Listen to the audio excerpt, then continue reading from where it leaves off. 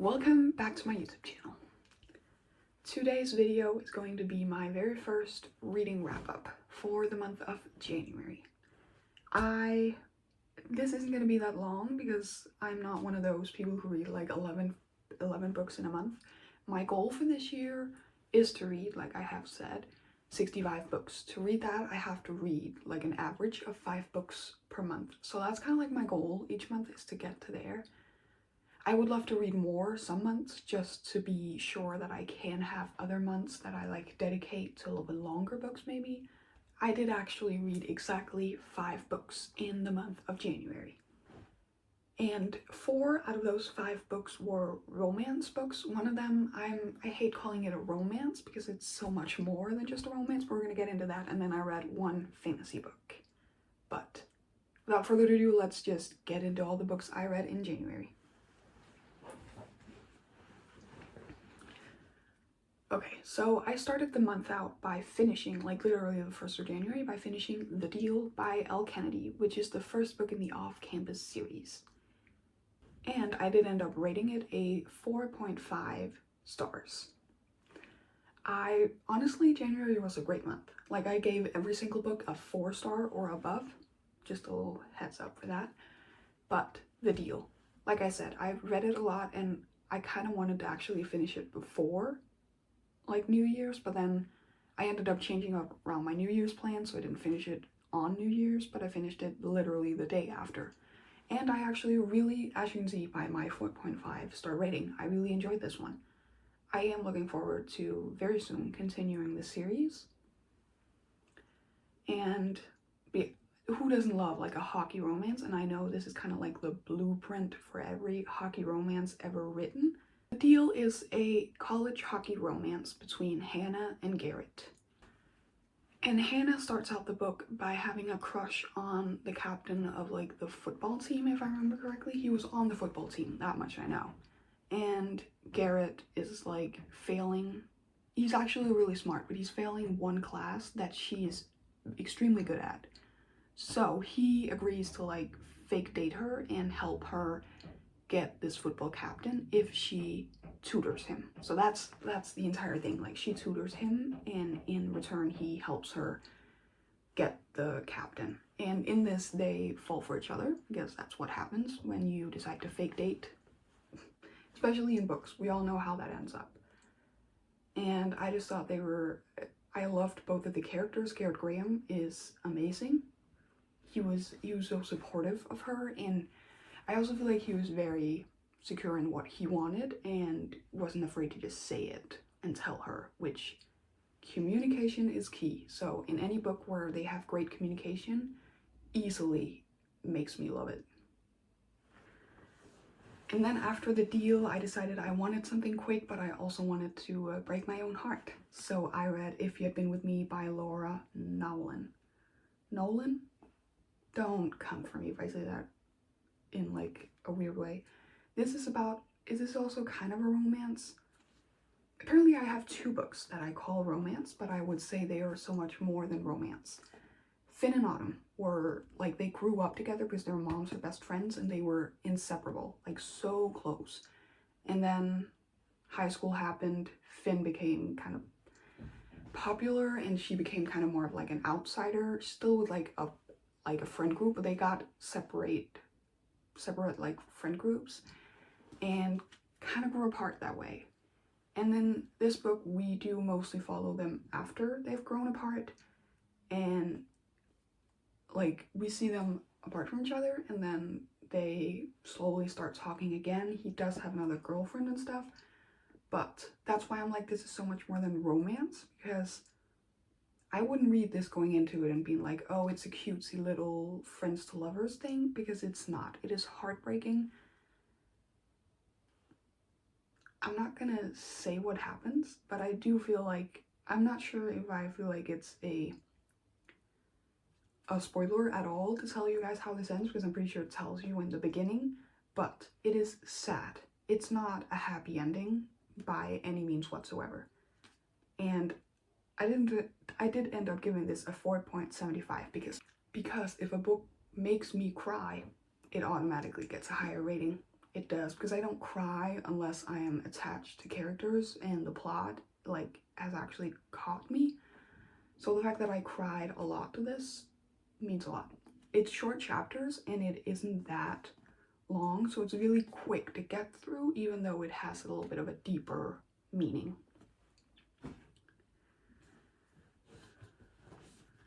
Then after that, I wanted another just quick little romance book.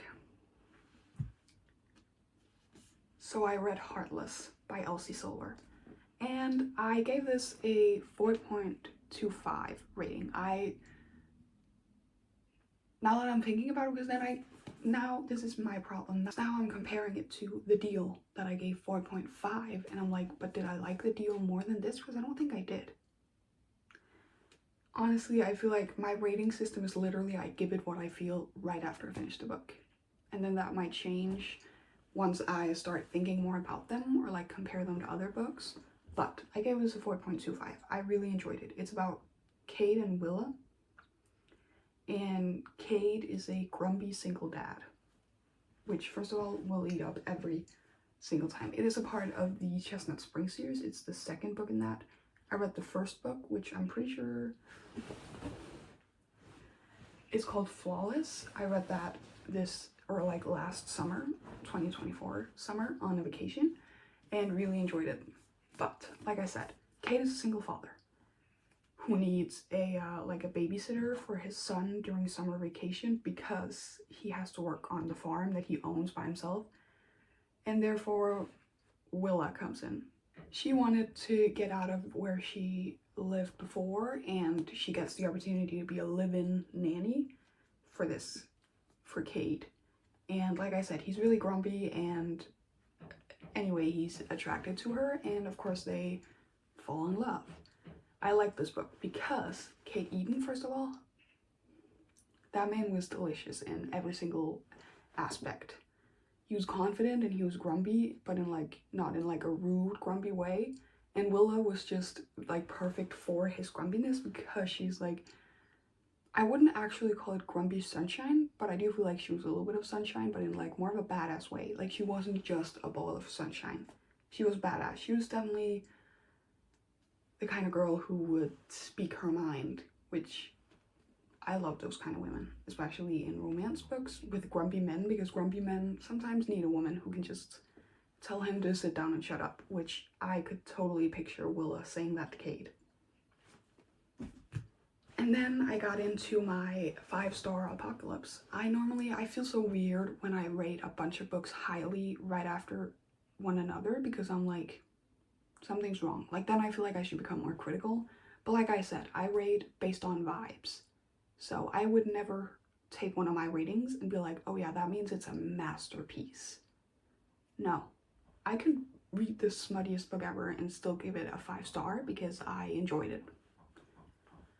But the book I read next was Saving Six by Chloe Walsh. This is a part of the Boys of Tommen series. Apparently that was my thing this month, was continuing series I'm in the middle of. And I gave this a 5-star. I have a feeling every single book in this series is going to end up being a 5-star. Binding 13 was only a 4.5, but I feel like it was the first book I was kind of getting into the writing and stuff. But Keeping 13 and Saving 6 are both 5-star reads. I cannot wait to be destroyed by Redeeming 6. In this, we follow Joey and Aoife. Do not come for me. I'm just going to call her Eve, because honestly, Eve is like easier to say. But Joey is Shannon from Binding and Keeping 13's older brother. And this goes like back. I have seen people being like, you can tandem read them. I wouldn't do that. I would definitely just read Binding and Keeping 13 first and then move into these, from what I felt already. But this does go back in time and follow Joey from like the age of 13 to like 17 or something, I think. I'm not that good at following along when they get like, when they put like dates in the start of a chapter. I like read over it and then I'm like, oh yeah, sure, whatever. But it follows them through the first years of like the school they go to. And like I said, he meets Eve and then immediately falls in love with her, but she dates another guy, and it's therefore I am again gonna say this is not what I would call romance. Like, yes, the romance in this book is amazing and so great, and it's so deep on like a level that a rom-com could never get to. Never. I've never read a rom-com where I felt like they were this connected because of what the characters go through in this book. Finding and Keeping 13 were upsetting, but I have a feeling this is going to rip me out so much more because of Joey and kind of what he goes through extra, like on the side of everything that's going on with their parents and stuff. But I love this, and I'm so excited to keep going with this series. I do have a feeling I'll finish the last two very quickly and very soon. I honestly don't have any more to say other than like read this series and expect me to bring them up again in more videos and wrap-ups. And then we have the last book I managed to finish. I'm not going to go into this too much because I did a whole reading vlog on it. If you haven't seen that, go watch it. It was amazing. I tried to do it spoiler free so you can watch it even if you haven't even read Fourth Wing and Iron Flame. And there's a spoiler section in the end, so if you have read all of them and you're like, but I actually wanted your thoughts, don't worry, stick around to the end and I have a whole spoiler section thoughts. That is Onyx Storm. And again, once like I rated this 5 stars. I've rated every single book in this series a 5 star. I know people don't much enjoy Iron Flame. I loved it. I cannot tell you guys what this is about without giving spoilers or anything. Again, watch my reading vlog. I gave this a 5 stars and I loved it. If you guys haven't read this series yet, I would totally recommend it. This is kind of the first actual like fantasy series I read where I actually was like, oh, I could definitely get into like romance-y, fantasy stuff. So if you are more of a romance reader, I would still give this a try. Definitely. But that is in fact all of the books that I read in the month of January. This was honestly, like I said, a great reading month. Like, it's not that often that I have an entire month of 4 and more star reads. I do feel like sometimes I'm a little bit too generous with my star rating. Like I said, if I read a book and I enjoyed it, it easily gets like 4 point something stars. I do feel like I've gotten better at not giving out 5-star reads. When I first started reading, I gave out 5 stars to everything. And now 5 stars has become more of like a, you really have to hit me. But then the books I normally would have given 5 stars, they just get like a 4 point something. But like I said, that was all for today's video. If you enjoyed it, please give it a like. Comment down below what your favorite read of January was. And don't forget to subscribe, turn on the bell for notifications. And I will see you all next video.